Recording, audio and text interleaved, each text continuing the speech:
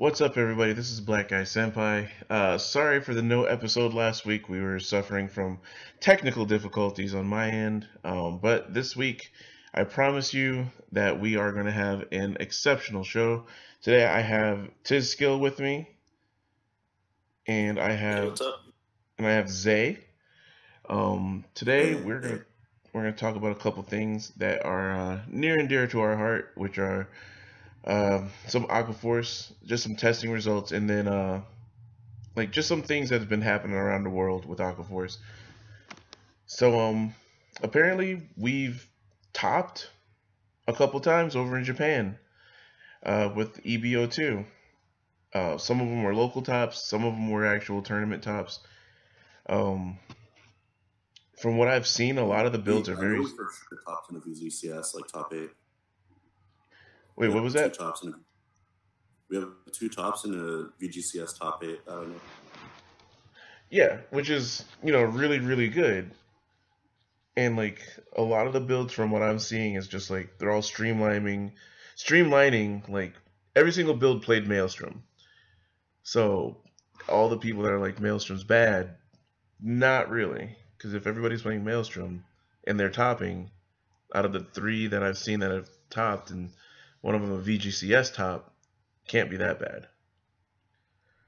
So I mean, people, and this is common in any type of argument, but people want to make sure they're right. And, people who find Maelstrom to be working are going to sing and praise Maelstrom, and people who find Naval Gazer to be great are going to do the same. So, there's two different builds, and they both work. Is one better than the other in certain situations? Sure. And you can surely mix them. I would like to interject. I actually do think Maelstrom is better simply based on this. There's only 3 results of all our current results period of local large scale team period where it's purely Naval Gazer. No. However, every other result has Maelstrom in some capacity in the deck, even if it's naval focused build.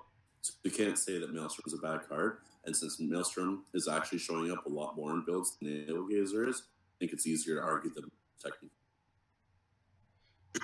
I mean, you're definitely not wrong. It's just hard for people to justify not running Maelstrom when you have a VR and Naval.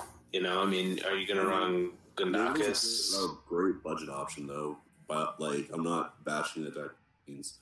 Like just the idea that for about like $30 to $50 you'll be able to build like a somewhat competitive deck. Granted, how competitive you feel Aquaforce is, like your mileage may vary, but like it's at least competitive with our best build is good. So we could have like a super budget option, like even more affordable. I think we do need to point out something, and that is, we're still in the early stages of this set, so a lot of builds are going to vary.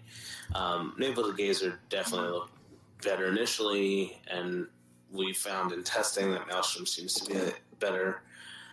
But one thing I do want to bring up is that we need to, as Aquaforce players, relax and realize that this is not GR. You can't just slam cards on the board and think that you're just going to get advantage off your drive checks. Like, those days are over.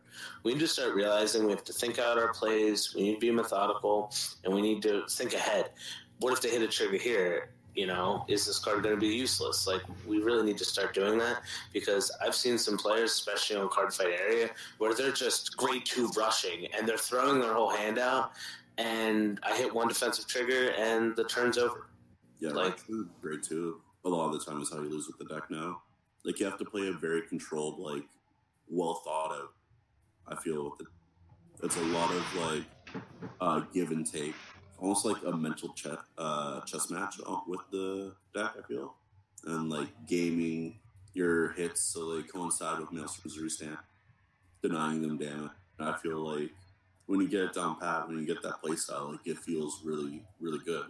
And people will say, "Oh, it feels too slow. Like I'm not getting enough damage. Like the turnouts, the deck is."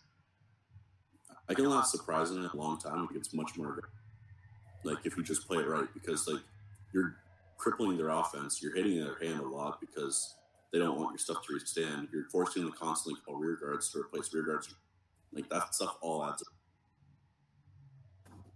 Yeah. Yeah. Like, I mean, something else is like you have to, be careful of what your matchups are, what you're playing into. Like, why would you rush if you're playing against a Force clan? All this stuff matters even more now because you don't have the G-Air advantage. So, you just got to really take a step back, realize your plays, and stop trying to just go autopilot on decks. Like, it's just not that type of deck. Yeah. Yeah, like a lot of the V series decks aren't autopilot as some people think. Um, like Kagero back in the day, it was just okay, ride Dragonic Overlord, slap down Dote, swing, swing, swing, swing, swing. And like now it's like even Kagero now, like you have to actually think about your matchups. Like if you're playing against Kagero, don't put anything out for a while and then eventually just burst on them.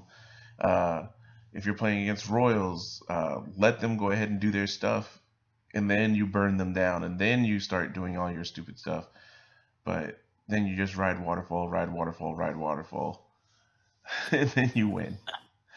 I mean, the other thing, I like to say too is, please don't go into this deck thinking that it's, going to be the best deck in the format or it has the potential to be the best deck in the format. Like, I've learned recently, especially with V, is that don't do that with any deck. Like, each deck is going to have their own play style, and it's going to take a while for people to figure that out, both Japan and the US.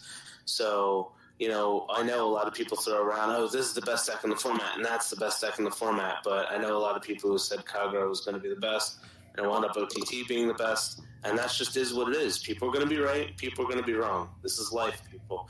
But I think that if you go into the Maelstrom, Force build, or even the Naval Gazer one, you're like, oh, this deck is tier 1. You're setting yourself up for failure. Please don't do that. I mean, I will say this, though. Like, in terms of Excel Clan, we actually managed to edge out Tachis since the release of the Extra Booster very slightly for being the best Excel Clan. Be it that whether Tachis just have a bunch of unfavorable matchups. I mean, I can't speak to everybody's experience playing against Tachis, but me personally, like testing the matchup, as you'll probably see in the video, like I find that Tachis are not very hard for the deck to deal with. At least in the Excel matchup, but those are mirrors you're not going to play a lot. In terms of like results against other clans, if I had to guess, I'm going to assume that Grand Blue is not 100% on that, but given the huge amount of representation Grand Blue's seeing, it's very likely. At first, I thought it probably would have been Dimension Police, but Dimension Police usage dropped off huge from week 1 to week 2, which leads me to believe that it definitely is probably the former over the latter. Sorry, D Police, but like it has to be Grand Blue. Like that's the only thing that makes sense. Or people are just playing better against Tachis. Less people are playing Tachis, and they're just not doing well anyway. I mean, it could be people still trying to like figure out their footing with Tachis too, as well. Because like I'm learning Tachis and I'm learning Spikes because I wanted to play both of those out of Destructive Roar, and like I feel I'm a pretty average player. I represent an average player, and it's like I'm getting my butt handed to me just because like I'm trying to learn it. So like some people might take these things to a big tournament and they expect to win, but they're still just learning. And like then there's people who actually test, who proxy out cards or go on CFA or theorycraft in their head like, oh man, this is what I'm gonna do in this situation. This is what I'm gonna do in that situation. So I think it's just more about preparedness, and just opportunity. Like some of it might be trigger sacking, some of it might just be preparedness, like I just said. But I feel like that may be one of those things why Tachi's being edged out right now. I mean, it's possible, but Tachis have also been on a steady decline for a while. Like even prior to the EBO2 booster being released, like for instance, since EBO2 has been released so far from the results that we have, they have like 6 results week 1, and it's something 1 or 2 results for this week. So like, and they've been steadily declining. Not like it's something that just happened. So I just think like maybe they were figured out a bit more, or like maybe the inconsistencies that the deck has when you don't ride Gigarex are really hard to overcome. It could be a number of things, but like they're definitely falling, and it got to a point where, at least in sheer representation for the first week, because we did have high representation last week, we managed to just slightly overtake them, doing well as this week so far. We seem to be on par at least. Now, do you think that was like due to a numbers representation or just um Uh, it could be, honestly. Like we had huge numbers last week, but very poor results. So you could argue that it's just because our showing was just so much better for like the slice of the pie, basically, of players playing the deck. But like our conversion rate for people playing the deck versus topping was very, very, very bad. So it could be argued either way. It could be argued that we're overhyped and overrepresented and just fell very far short, but still managed to stay ahead of Tachis. Or Tachis were underrepresented, and majority of their people who played the deck still managed to top. I mean, I'm hoping that, it was just that, there was very few of us as Aquaforce players, and then we just, did well with what we had. But Our representation last week was insane, though. You can't downplay it. Like for instance, at one of the tournaments, the singles or whatever, with the top 5, we had 11 Aquaforce players there. For instance, so like we're not in a like the greatest place by any means, but I don't think we're the bottom tier clan that people are painting us out to be. I just feel like fundamentally, a lot of these decks that people are testing are very flawed, and oh yeah, I don't feel the clan is very easy to pilot, despite what people seem to think about V being simple. I feel like Aquas have a lot of room and margin for error, and you get extremely punished, like a lot more than any other deck. oh yeah, I agree. And it's like I felt that I took a player to like 5 damage once, like I think last night, and then like in Aquaforce is like if you're playing Maelstrom build, most likely you're gonna be playing all fronts and draws and heals. You're not gonna be playing any crits. So it's like any time that they heal, it hurts that much more because you're not gonna have those crits to threaten to push, and they're like, oh, I'll just take the damage next turn.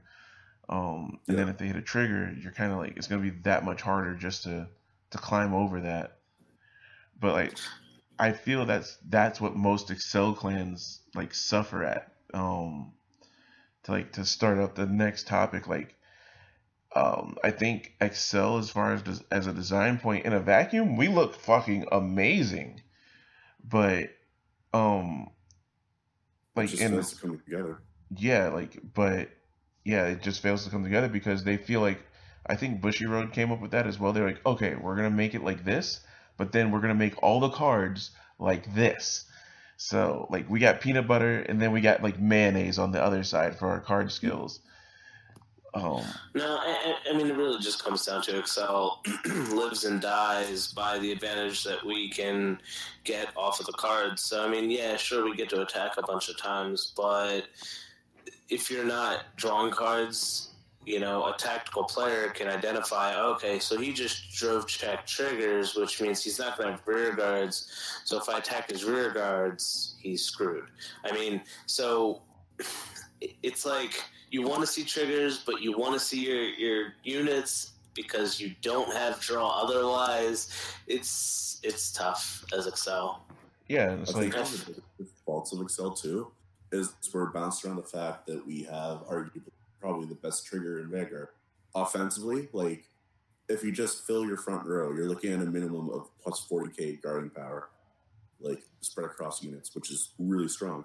Defensively, not only can you keep your Vanguard from being hit, but like if your opponents mismanage their turn, sometimes they can't even swing out of rears and kill them. So like it's a little too powerful on offense and defense. It's honestly one of the best checks, best defensive checks to get. And like I found, like playing the deck with draws and fronts, like there's no bad defensive triggers. Like it doesn't feel bad when you hit that.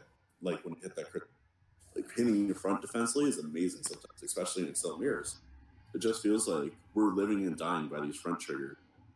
I explained it best the other day, but playing a game as an Excel clan with fronts feels like playing straight up 6 prize Pokemon versus your opponent who's using like GXs and EXs and gets 2 prizes per knockout. Yeah. That's what I feel. I mean, the other thing I think Busher kind of missed the mark on is, Protect seemed to be very lackluster, and we were all thinking like, oh, well, how are these defensive clans going to actually push for game? And I mean, we see it, Protect is going to be insane. And like, to be honest with you, Protect is insane. You look at OTT. I mean, Mega Economy might be lackluster compared to like OTT and Grand Blue, but right now we see what they can do. And it's like, oh my god. And then you look at Force, and Force is pretty balanced. Like, they're pretty all right. Like, I don't think that they're insanely overpowered, and I really don't think that they're underpowered. And then you look at Excel, and it's like, well, we're kind of neutered because of the fact that we can be out of control. And there's 2 ways you go about it. You let us be out of control in the beginning, and then you neuter us later. You neuter us now.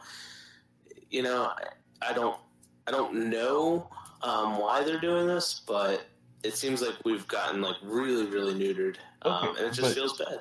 Okay, but look at it like this: Tachis. Okay, I know Tachis are falling off, and we like Zay just literally just said that, but like think about it like this: Tachis technically can get like up to and upwards of like 4 to 5 cards, maybe more. I don't know, a turn in one turn because of their gauge system. And like when I saw their gauge system, because they were the first Excel clan revealed after Novas, I was like, oh man, Aqua Force is gonna get something that's not wave. Like we could actually potentially get advantage. And like we didn't get that. Like we were neutered, and that sucks. But I hope that like our second wave of support, no joke intended, that we get something like that actually gives us an advantage, because we're not going to be. It's really hard for us to replace our rear guards, just as an Excel clan to period. Like not just us, except for Tachis, because everybody knows they're just forced playing an Excel clan.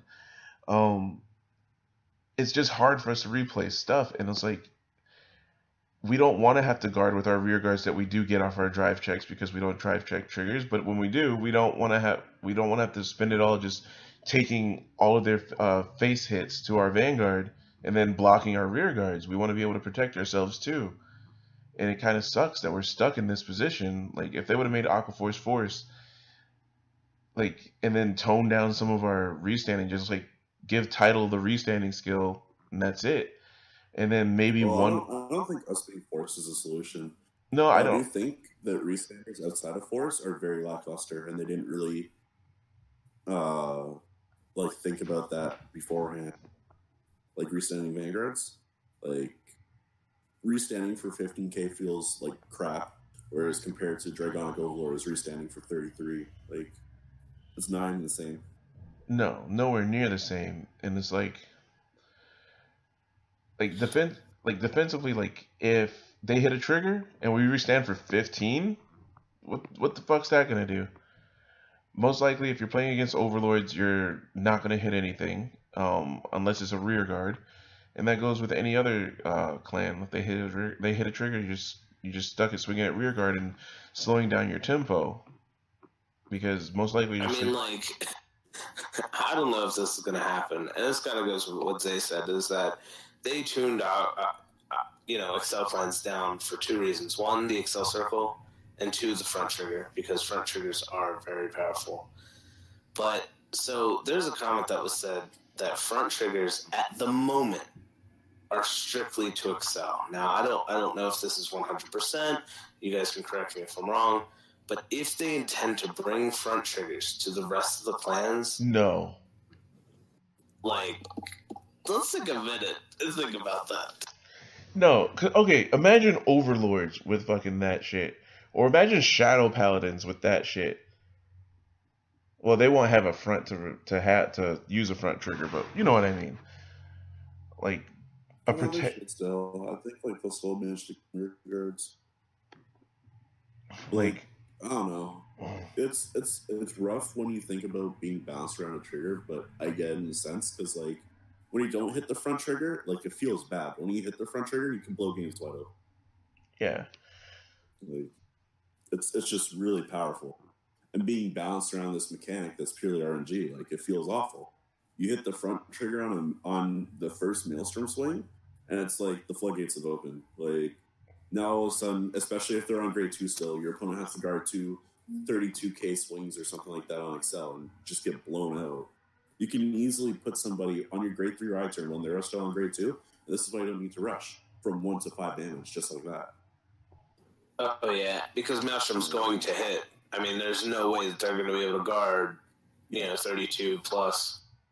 And that actually brings up the first versus second debate. Like, riding gifts in this game and going first is so powerful. But it's hard to say how powerful because there are definitely decks that still win consistently from second. But, like, what does that leave for that to do that? Yeah, I mean, just for those who are hearing, like, there's a debate on what's better, first or second, and how V is more first weighted and the win rates when you go first compared to second. I 100% believe that going first is better, but I just don't think it's like as big as people are saying it is. Yeah, but it's definitely noticeable, and I think it's a lot more pronounced for Excel because they're pretty much made on the backbone of how strong their first grade 3 turn, because that's the first turn you're committing your entire hand to the board. That is the turn that's going to dictate the entire pace of the rest of the game. Is that first grade 3 Excel ride? So I think for all clans, like it has varying like weights of how strong it is. Like for instance, some clans don't do a whole lot on their first grade 3 ride. Like you're not going to sit there and tell me that the Amaterasu first ride is super powerful. It's really good. It prevents you from actually being able to close out a game if you're close to them. But it like compared to Excel clans, like Excel clans completely need going first to ride 3 for like it's so big for us. It's a huge jump. Yeah, I like even with the Naval Gazer builds, like going first on your grade 3 Aquaforce turns just it's beautiful. It's so nice just to be able to push them like usually they're at like maybe 2 to 3, and then if you can get them to like 5, sometimes even get the kill, that's great. But if they spread out front triggers out to extra to the rest of the clans, like no thank you. I mean, they did say that there's a rumor that I've heard that stand triggers might come back and play and probably replace fronts. I mean, that'd be great if that happened, but no, fronts are here to stay. If anything, they'll give stands to the other clans just so that everybody has 4 triggers they can choose from. yeah, I mean, that's true. That's true. But I just, I mean, the one thing is when it comes to, first and second, it's like I definitely know, like with the power creep, and this is why people are arguing first turns are so strong. With the power creep that V has, just imagine in GR if they didn't have the rule where you couldn't stride if your opponent wasn't at 3. So just imagine slamming your 3 down and then striding, right? That's kind of what it feels like for somebody who goes second in the V series. Like so these decks, like these grade 3 turns are near unguardable. It's just like pray I don't die when they ride 3. Oh yeah, I mean, and to make it worse, like I had some guy on area trying to do this to me last night, and just as a PSA, when you ride regular Dayusha, you cannot then do great Dayusha skill because I would die every turn. Every grade 3 turn, D-Police would win on 3 100% of the time if you had great Dayusha. Are you serious? I would have been like, dude, show me the Carfax. Like, it's right there in black and white. You can't do that. Nah. But like, yeah, that's ridiculous. People can't do that kind of stuff. But no, that's what I'm saying is that it's a big difference. Like, it's still big to ride Dayusha, rest a bunch of rears, and swing for like 50K with a crit, and you're just like, well, I guess I have to take it. And if he flips yellows, I lose. Yep. I mean, at least he doesn't have a guard restrict. At least he does not have a guard restrict. That is the saving grace. I had earlier, like I think it's in the video. Like, oh, and for those of you who are just listening, in the for the video portion, I have like just replays of games that we all have played. Me, Zay, and TisSkill. Um, so if you want to check it out, see what some of our matches actually look like, um, they're there. But I had a match where this Dayusha player got his Vanguard up to like 108k with like 2 crit or 3 crit, perfect guard, done. And then he lost the next turn. Felt great. But I think I think that yeah, I agree with you guys. Going first is a heavy swing into your advantage, which is great. But if you're going second, if you're not OTT, who draw cards every single turn, then it's it's gonna be kind of rough. I mean, this reminds me a lot of the time when strides got really, really powerful. And first stride. Talking about correct, you had Lambros, to deny first stride. But no, they also had to come out with G Guardians. So I really wonder what the next mechanic is, because you need something defensively right now, right? Well, Because we have Murakumo could be good for the game. We need a defensive, like we need something that controls. Mega Colony wasn't that for us. We thought we were going to get like a lot harder control than what we got. Instead, we got another more aggressive protector. We need something that's going to slow down. like yeah, I agree. Murakumo is gonna slow it down, but like for those cards that are like, oh, if you have this, this, and this, because we're just going off what we saw in the show, um, you still have Yeah, stuff that Zimbaku seems to clone or call out the other arrester as long as you have one. So you just need one arrester and Zimbaku to ride, plus the cost.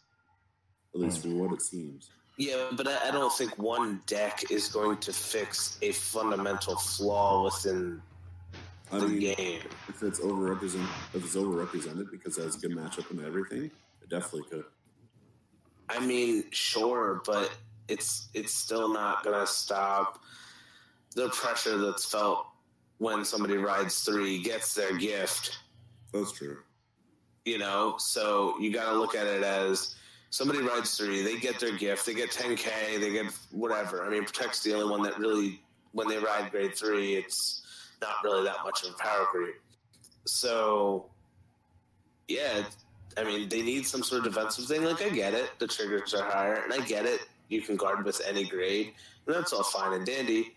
But when you're grade 2, I mean, you have everything to guard with, so it's not stopping you from guarding. It's just you don't have those cards at the time, and so it's kind of frustrating when you think about it, because they ended G because things got out of hand. So we start V, and we're at the same power level, or at least similarly, and we're running into issues like already. Yeah, like I didn't play Vanguard in the first. I want to say first 4 sets, but I know in the beginning Vanguard went out of order. Like I started playing like when BT05 was like had the sneak preview. So I don't know like what the issues were back then for Vanguard. But I highly doubt that they were like this. Highly doubtful. Did either of you two play back then? No, I didn't play until right around Legion era. Yeah, I played all through Legion. I played Limit Break, all that jazz. So yeah, I mean, I've gone through the, you go through Limit Break, and you played the Limit Break game, which was keeping your opponent at 3 so that they don't go to 4, so that you can kind of control it. Then I played the Break Ride game. Like as much as people are memeing about it, I think Limit Break would dissuade the all-out aggression when you ride 3. Yeah. See, the problem with that is then you go back to playing this dumb, stupid Limit Break game where, all right, so I'm going to control you, and then I'm just going to try and formulate my deck about killing you from 2 to 6. Yeah. Or, I'm sorry, 3 to 6, basically. Because 4, although you feel like that's a sweet spot, like, it's not. You give that person that ability, and it's just over. Yeah, but Kagero can do that right now with Waterfall and Gaius. Waterfall and Gaius. Yeah. I mean, but like, I think where Limit Break would get really nutty if it came back is with Protect, because it's like you're giving these defensive decks even more tools. Like, I think we need to find a way, or not we, because we don't make the game. I think they need to find a way to like do it, but not hinder all of the clans. Like, yeah, you want to weaken Protect, but you don't want to cripple it. You don't want to take its kneecap out. No, you just want to give it like a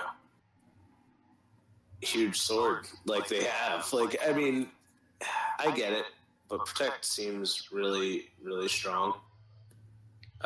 Especially in the eyes of like OTT, you know, people were saying Grand Blue's really good, but Like, we'll see. We'll see what AL4 brings, because I still have a very good hunch that AL4 is going to start some of the bigger power creep that we're about to see. oh yeah, I like mean, look at Shadows. Almost everything they do retires something.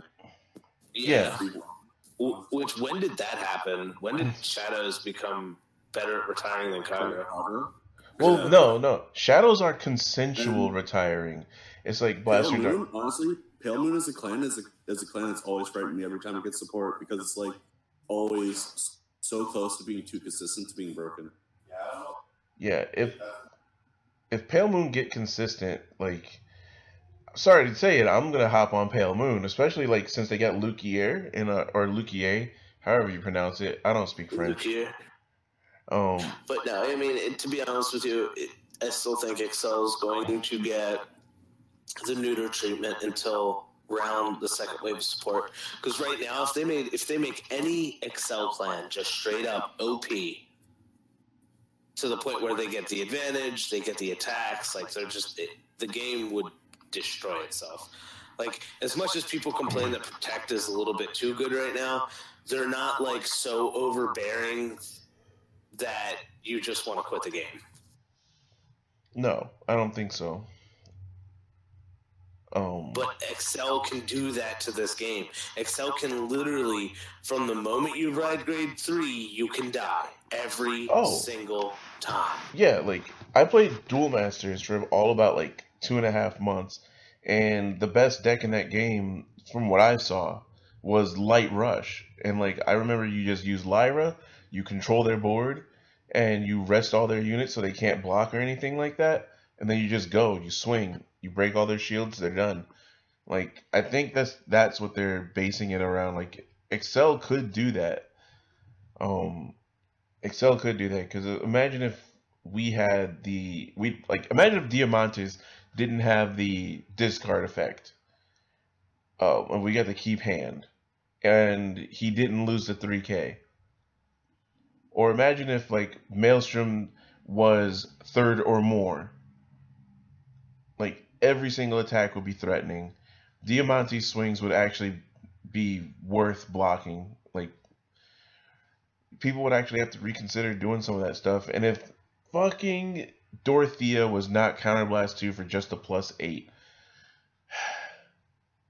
or even if our double rare didn't have to boost a Vanguard or something that hits third or more, if it just did it on boost or after the battle is over, if it's X amount of swings, that'd be great too. We can't have that, because then we get too much advantage, and then people would just cry about that. Be like, oh, Excel clans are so good. They have all these extra circles. They can do all these extra things. I don't know. Maybe I'm crazy. What do you guys think? I just think Bushiroad values multiple attacks, and they think that is a way of advantage, and they've misunderstood that. I mean, they're not entirely wrong, right? Like, if I'm going to attack 10 times, you have to guard something. And once you're at 5, you're not really going to be able to guard all of it unless you have a really, really stacked hand. And I your just triggers. I just don't think that they've really saw the flip end of that. Is that the perfect storm doesn't happen all the time.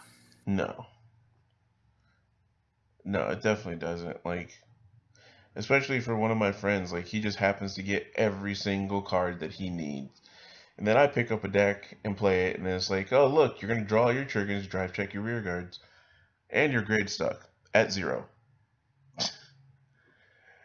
But I'm glad that they did keep the G-assist mechanic. That was pretty nice. But yeah, back to AL4 and Blaster Dark's consensual retiring. Um, I think Blaster Dark's pretty okay. I don't think he's great. I just think he's okay. I mean, we'll see. He seems pretty decent. We'll see how he's used in the decks, the trial deck, as well as the booster, and how the deck kind of comes out. We'll see. Yeah, we have I think 2 months now for that. It's gonna be interesting till the trial deck. I think comes out soon. So for Japan, at least, not for us. Yeah, and then I want to see what Dark Dictator does now. Hopefully the next 2 weeks is not filled with Shadow Paladin reveals. I do want to see some more Murakumo stuff. Surprisingly, I'm pretty sure we're going to see a lot of the Murakumo stuff this week. Honestly, I want to see more of the Pale Moon stuff. DIs could be a wild card. They could be more like Grand Blue and be wildly inconsistent, but still pretty strong. Or they could just flop. Pale Moon could be the most consistent and most powerful Excel deck. I mean, I'd welcome it. I'm not against it. I'm more interested in the product stream that's going to be happening in 2 weeks or something like that, because they're going to be releasing the next, this sets. Pretty much confirmed the Genesis, Narukami, Nuba. Correct. Yeah, so they're going to do a big product stream. It's going to reveal the next sets after the Gold Paladin. The rare, the rare set. The ultra rare. And the ultra rare set. Even though things don't look the greatest for us now, we're a middle to bottom tier clan, I'm not too upset because with Leon back, we know we're at least some semblance of not quite main character, but very high on the totem pole in terms of who will get support again soon. So I'm not overly concerned about it. I'd rather just polish the deck out, get the playstyle down, get to a point where I'm comfortable with the clan. I know we'll see a second wave of support within this year for sure, just because it's Leon. We know he has Psyqualia. We know that he's going to be a major plot point focus at some point after the IG Ren arc. So I'm just in a rush, I know it's going to come. Yeah, I mean, and just to clarify, people who are looking at, they mentioned that the clan will get support once a year. I think that they're not going off of calendar year. They're going off of... He said at least every clan will get support in a year. Right, but I just want to clarify that it just does not look like it's going to be once every calendar year, that it's probably going to be once a year starting from when V started. Because Aqua typically always got support every December. That was our window for support. So yeah, it looks like they're pretty much adopting a similar idea, but for every clan this time instead of just few clans getting once a year support.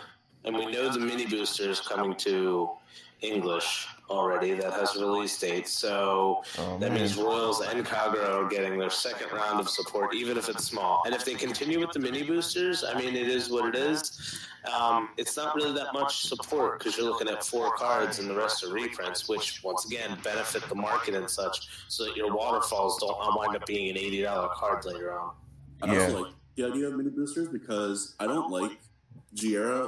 Let's look at Gears in the second half of Giera.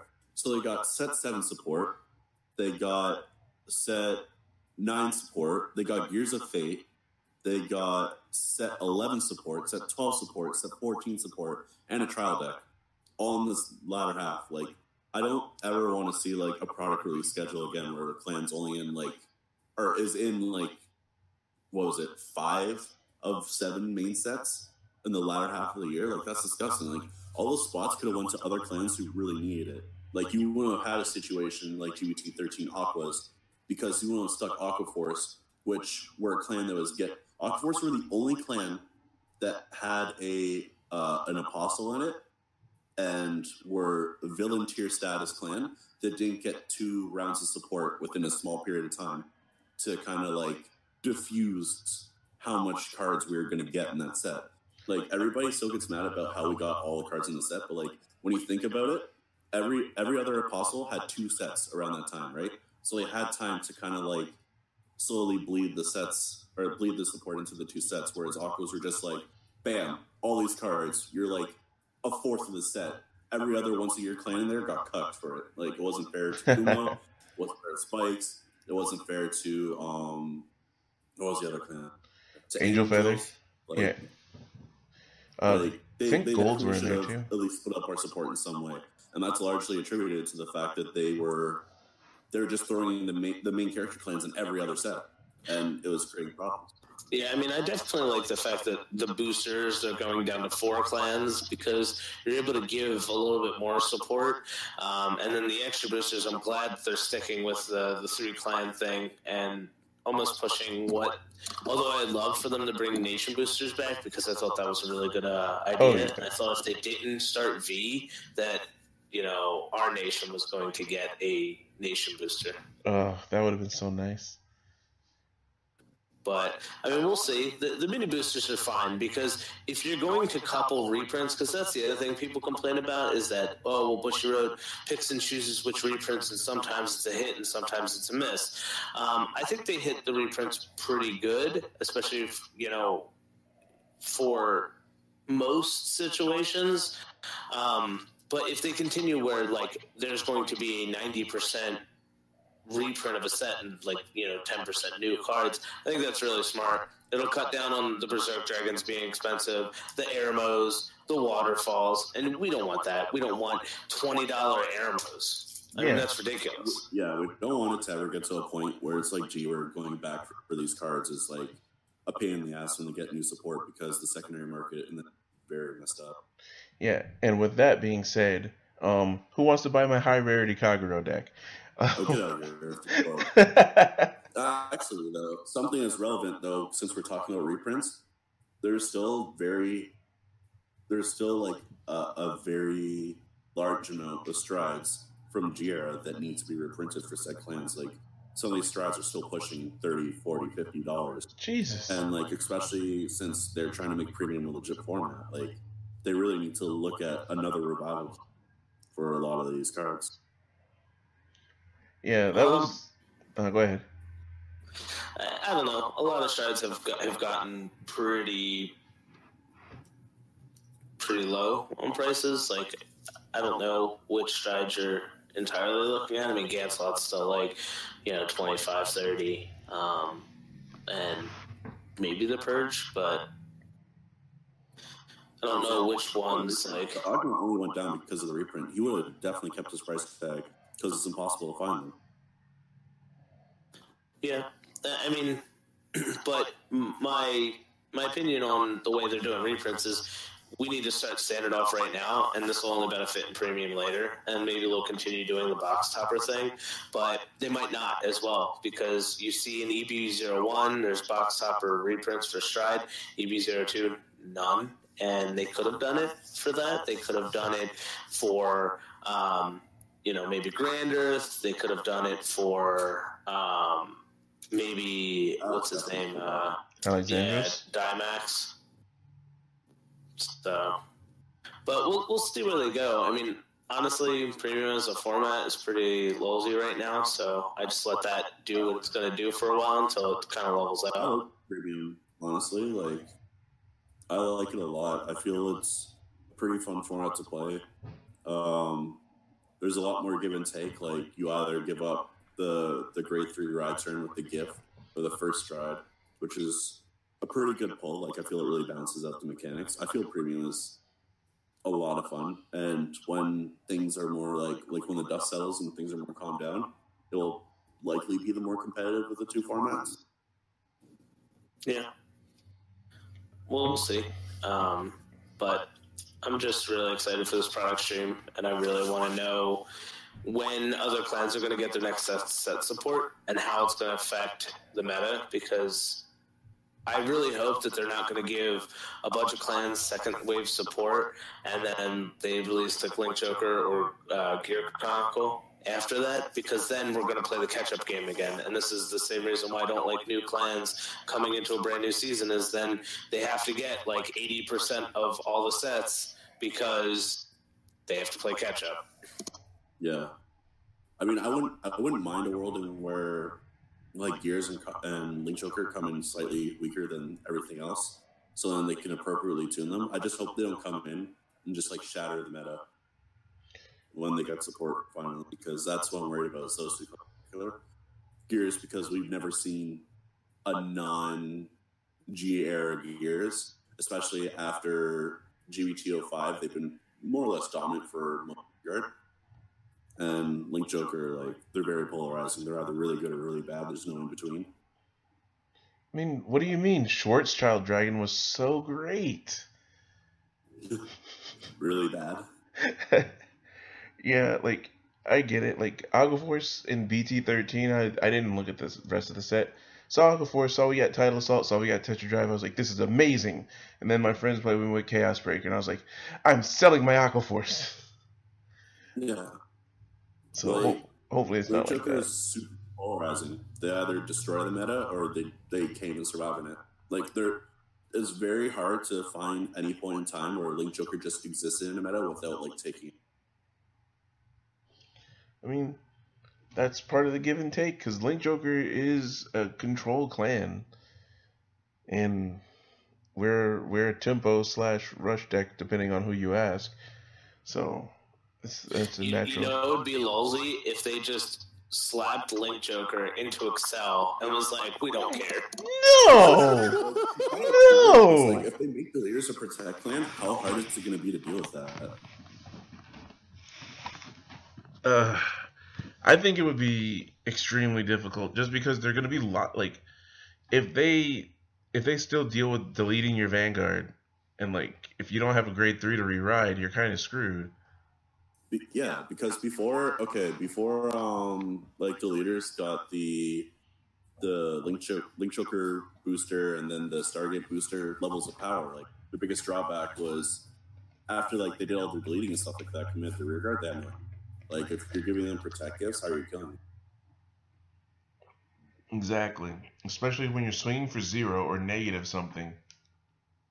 Yeah, I mean, but we have to all admit that there's a triangle effect going on here, that technically Excel is supposed to be protect, because protect gifts and drawing into PGs kind of really hurt them for as many attacks as Excel can get off.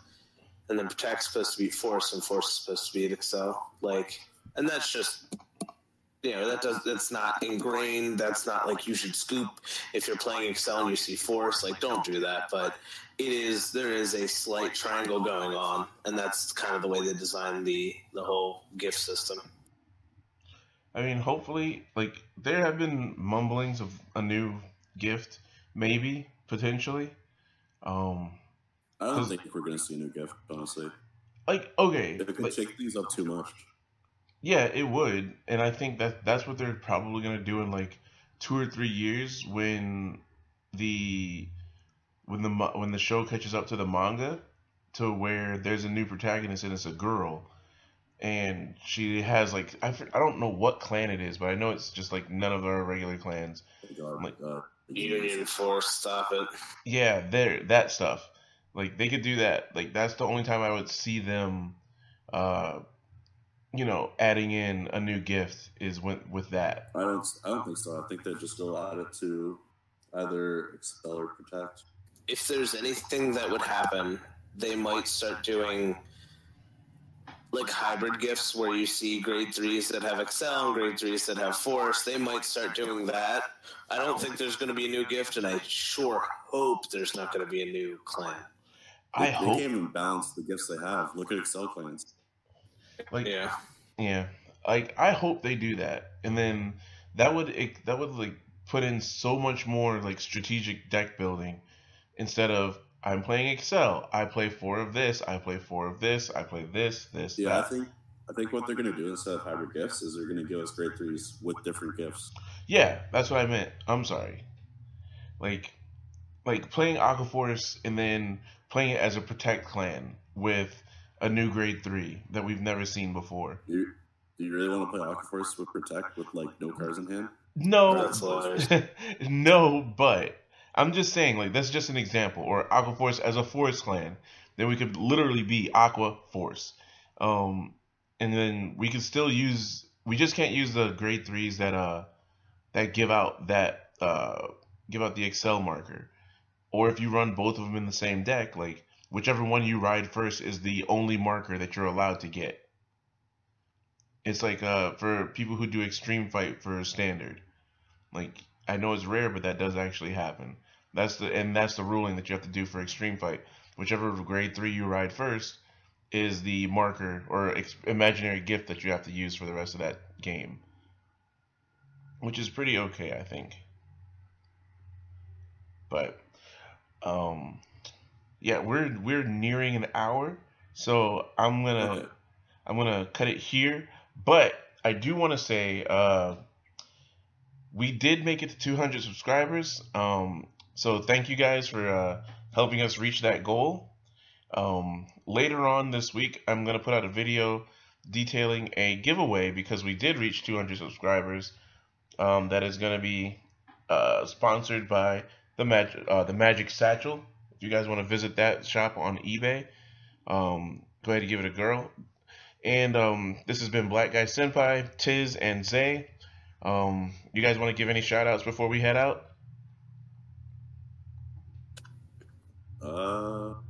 Shout out to my testing partner, Guz, and Tis, and Dang, and you, of course. You guys are all going to be featured in some of these clips. So, yeah, enjoy. Tiz, anything on your end? No, I'm good. Oh, wow. Tiz out there heartless today. I don't love nobody. Nobody loves me. All right. All right. Thank you guys for watching. Again, thank you for the 200 subs. I promise we are going to keep the content coming. So, we'll see you later.